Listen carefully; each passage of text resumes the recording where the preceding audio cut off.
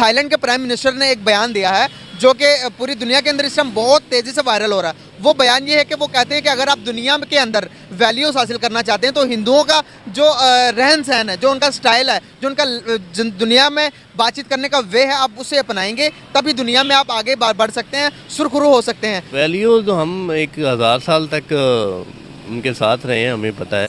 दुनिया हिंदुओं से ले प्रेरणा तभी स्थापित होगी विश्व की शांति।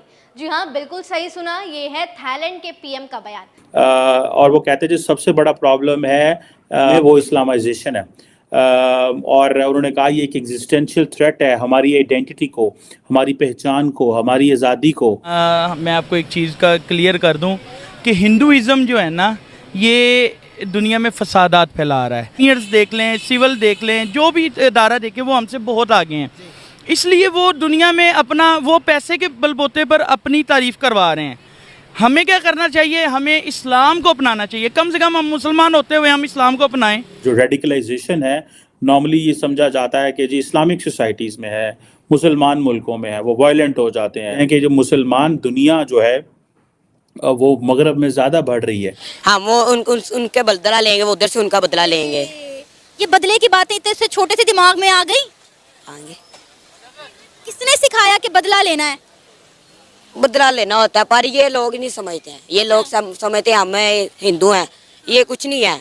उनको ये नहीं पता बनाया किसने हुआ है। उनके प्राइम मिनिस्टर को रेड कारपेट के अंदर बुलाया जाता है। जब किसी भी मुल्क में जाते हैं तो 15 दिन पहले तमाम शुरू होते हैं। दूसरे नंबर पर उनके प्राइम मिनिस्टर खुद आते हैं उनका इस्तकबाल करने के लिए। हमें ये वैल्यूज़ क्यों नहीं मिलती? मुझे जो नज़र आता है वो ये है कि पाकिस्तान में क्वालिटी ऑफ एजुकेशन जो है उसकी कमी है। हेलो दोस्तों, जय हिंद। हिंदुस्तान टाइप में आपका स्वागत है। दोस्तों, थाईलैंड के प्रधानमंत्री ने जिस तरह से हिंदूज वैल्यू को बढ़ावा देने के लिए सारी दुनिया से आग्रह किया है, ये बातें थाईलैंड में ही नहीं बल्कि सारी दुनिया में वायरल हो गई। पाकिस्तान में भी काफी वायरल हुआ, जिसकी वजह से पाकिस्तानी लोग यह बात सुनकर बिल्कुल रोने से लगे। इतना घबरा गए हैं कि सारी दुनिया आखिर हिंदुइज्म की तरफ क्यों आकर्षित हो रही है, जिसके वजह से उनको लगता है कि हम पीछे होने वाले हैं। दोस्तों, हिंदुइज्म सारे दुनिया में इसलिए इसकी वैल्यू बढ़ रही है क्योंकि किसी भी वैल्यूज के खिलाफ नहीं होता है। हिंदुइज्म हमेशा कल्चर सभी वैल्यूज का सम्मान करता है और इसके वजह से दोस्तों, जैसा कि हिंदुइज्म का मोटिव भी है वसुधैव कुटुंबकम, यानी सारी दुनिया एक अर्थ, एक पृथ्वी, एक फैमिली की तरह बिहेव करते हैं हिंदू, जितने भी हिंदू लोग हैं। इसके लिए सारे दुनिया से जो अपील की गई है कि शांति को बरकरार रखने के लिए और ह्यूमन डेवलपमेंट को आगे ले जाने के लिए हिंदुइज्म वैल्यू को सम्मान करना और उनसे सीखना ही सबसे बड़ी बात है। इसके अलावा दुनिया से युद्ध को टालने के लिए कोई भी व्यवस्था नहीं है। और पाकिस्तानी ये बात सुनकर इतना घबराए हुए हैं दोस्तों, रो नहीं रहे हैं पर अंदर से रो रहे हैं। ये आपको वीडियो में दिखाई देगा। चलो दोस्तों, वीडियो को देखते हैं। वीडियो आपको कैसी देखनी है ये जरूर बताएं कमेंट में। ये भी कहा है कि हम कुरान को भी बैन कर देंगे और मस्जिदें भी बंद कर दूंगा। लेकिन इलेक्शन नाइट पे उन्होंने कहा मैं बहुत सारी चीज़ों पे कंप्रोमाइज़ करूंगा।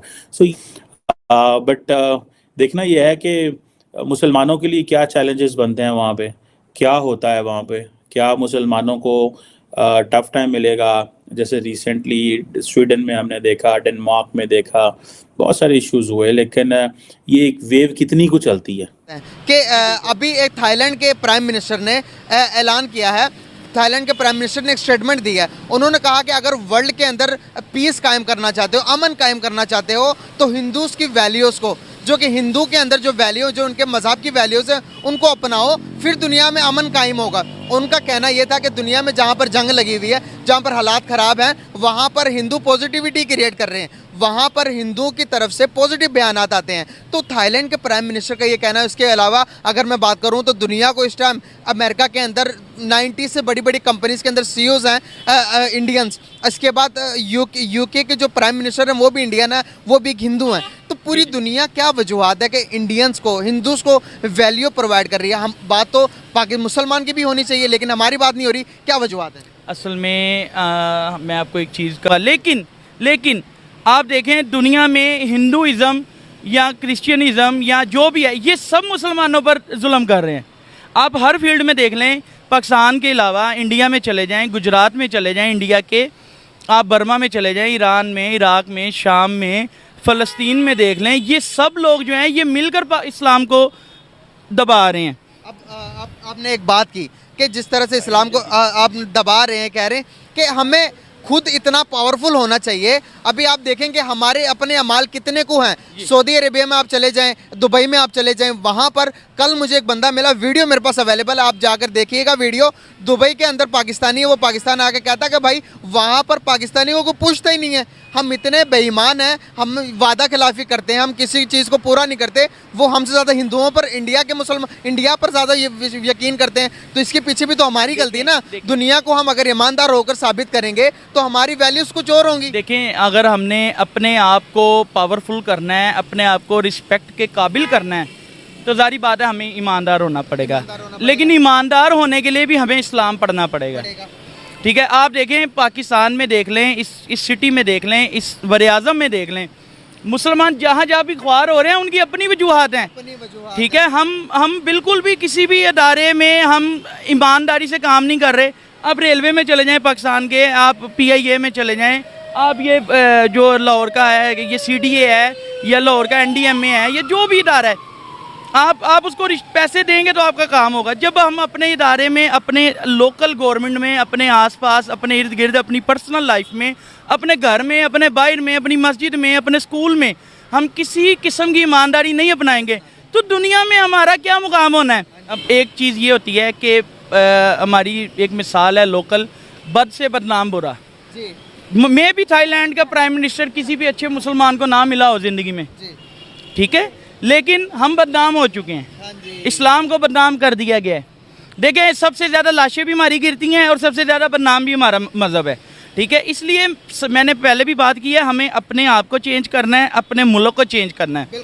इस्लाम के झंडे के नीचे फ़िरका वारियत से निकल कर इकट्ठे होना है, फिर हम दुनिया की आंखों में आंखें डालकर कहेंगे कि भाई गिव एंड टेक, आप इस हाथ से हमें इज्जत देंगे तो इस हाथ से लेंगे। आपको नहीं लगता कि इसके हमें एक करने के पीछे मुल्लाओं का बहुत बड़ा हाथ है? यहाँ पर तो हम शिया सुन्नी बटे पड़े, शिया सुन्नियों को मार रहा, मुस्लिम शिया को मार रहा। अगर इस तरह ही हम दुनिया को रिप्रेजेंट करेंगे तो हम इस्लाम के अलंबरदार किधर होंगे? हम दुनिया को क्या रिप्रेजेंट कर रहे हैं? हम तो आपस में ही लड़ मर खप रहे हैं। तो भाई ये जो दुनिया है ये ईमानदार लोगों से भरी पड़ी है। आप ये ना देखें कि इस्लाम सबसे ईमानदार है आज के दौर में। आप ये देखें हमारी खामियां क्या हैं। नो डाउट इस्लाम प्रायोरिटी पे है, इस्लाम सबसे ऊपर है। हम क्या कर रहे हैं? हम इस्लाम को रिप्रेजेंट कर रहे हैं। अब आप मुझे बताएं, मैं अपनी बात करूं, हम लोग 5 टाइम नमाज नहीं पढ़ते यार, ठीक है, हम वक्त के पाबंद नहीं है। एक मिनट, थाईलैंड के जो प्राइम मिनिस्टर ने जो बयान दिया, आपको नहीं लगता कहीं ना कहीं वो इस साइकिल में से गुजरा होगा? कहीं ना कहीं उसे हमारे जैसे बेईमान मुसलमान मिले होंगे जिसको देखने के बाद उसने कहा होगा कि भाई ये मुसलमान तो वादे करते हैं, वादा पूरा नहीं करते। कोई हमारे जैसा, मेरे जैसा कोई पाकिस्तानी मिला होगा जो जिसने उसके साथ बेईमानी की होगी। आपको नहीं लगता कि हमें अपनी वैल्यूज़ को, अपनी वैल्यूज़ को प्रायोरिटी पर रखना चाहिए? हिंदूज की जहाँ पर भी देखो, सऊदी अरब में भी अरब भी तारीफ करते हैं, हमारी क्यों नहीं कोई तारीफ करता यार? दुनिया तो हमारी कहाँ तारीफ करके हिंदुओं की करेगी या नहीं? मैं आपको एक और चीज़ क्लियर कर दूं। देखें, उलमा जो है ना, शिया हो, सुन्नी हो, अहले हदीस हो या देवबंदी हो, ये सब उलमा जो है इस्लाम को रिप्रेजेंट कर रहे हैं। अगर कोई देखे 100-5 उंगलियां एक जैसी नहीं होती। अगर कोई 100 में से एक बंदा फ़िरका वारियत फैलाते हैं तो आप उसको आलम ना कहें, आप उसको मुल्ला ना कहें, आप उसको मौलवी ना कहें, आप उसको मजहबी फ़िरका परस्त कह सकते हैं। ठीक है, आप उसको मौलवी, आलम दीन, फ़िक़्ह का, हदीस का आलिम, शेख नहीं कह सकते।